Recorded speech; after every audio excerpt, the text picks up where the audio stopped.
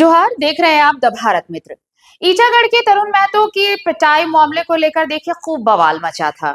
और सवाल ये उठ रहे थे कि पिटाई हुई उनकी उनकी तबीयत नासाज रही और वो अभी कस्टडी में भी हैं।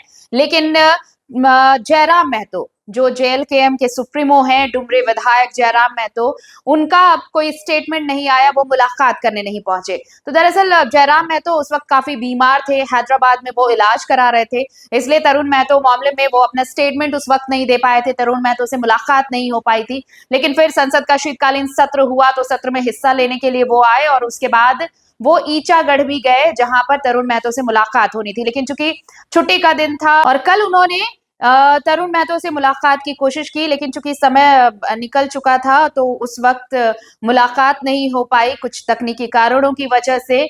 और इस पर उनसे जब पूछा गया कि उन्होंने अब तक इस मामले में कुछ कहा क्यों नहीं, तो उन्होंने कहा कि वो बीमार चल रहे थे इसलिए उनसे मुलाकात नहीं हो पाई है।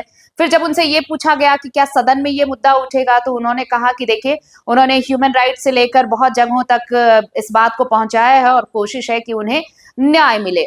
तो कुल मिलाकर ये कि उस वक्त जब ये पूरा मामला सामने आया था, जब ये तरुण महतो की पिटाई की बात सामने आई थी या खबर सामने आई थी, उस वक्त जयराम महतो झारखंड में नहीं थे, वो बीमार चल रहे थे। और अब जब वो ठीक हुए, सदन में उन्होंने हिस्सा लिया, सदन की कार्रवाई में, और उसके बाद जब लौटे तो वो मुलाकात करने पहुंचे, लेकिन मुलाकात तो नहीं हो पाई। लेकिन मीडिया से बातचीत में उन्होंने सारी बातों का खुलासा किया कि इस वक्त अगर इतनी देर हुई है तरुण महतो मामले पर, उनके स्टेटमेंट को लेकर और उनकी मुलाकात को लेकर जो सवाल उठाए जा रहे हैं, तो उसके पीछे की वजह ये रही। क्या कुछ कहा जयराम महतो ने, सुनते हैं।